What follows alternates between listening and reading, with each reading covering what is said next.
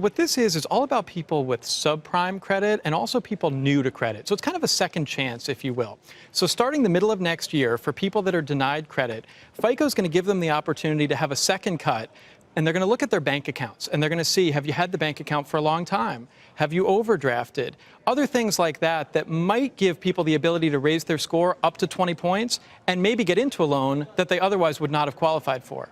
That stuff is not already taken into account at all? No, bank accounts don't account at all in the credit scoring system right now. So this is a little bit of a slippery slope. The thing that I'm worried about from a consumer standpoint is this is the best case right now. The economy's doing unbelievably well, unemployment's low, credit delinquencies are low, GDP is really high. What happens in a few years if we do hit a recession? Are people going to get into loans now that are going to be hard to repay in the future?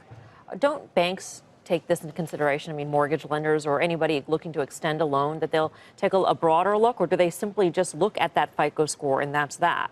It depends. I think for a mortgage, they are going to take a wider scope. And I think mortgages are an interesting tie-in here because so many people that could have refinanced already did. So I think these FICO changes are really the lenders and the industry saying, let's broaden out a little bit. We want a larger scope of people to lend to. And a lot of people who refinanced or could have refinanced already did. So now they're trying to open up to more of the subprime. Sounds like and the a new way credit. to juice up applicants at a time when applicants are going down because people don't want to borrow at higher rates. And that's what's worrisome about it. Right. The fact that people might get into bad loans now. And also, it's a slippery slope. Historically, how much money you have is not part of your FICO score. It's how you manage your money, not how much you have. So looking at bank accounts, let's say down the road, people with more money are viewed as more creditworthy.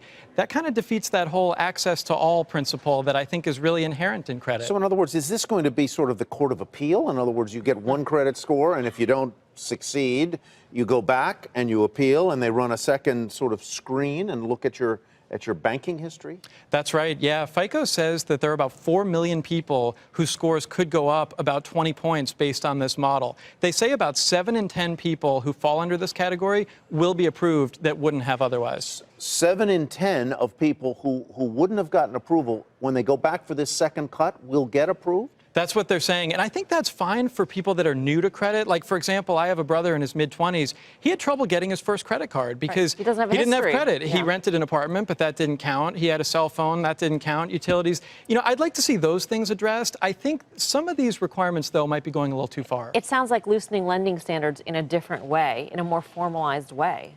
I think that's exactly right. And I think that's sort of the buyer beware. I think consumers need to realize that just because they can get one of these loans doesn't mean they should.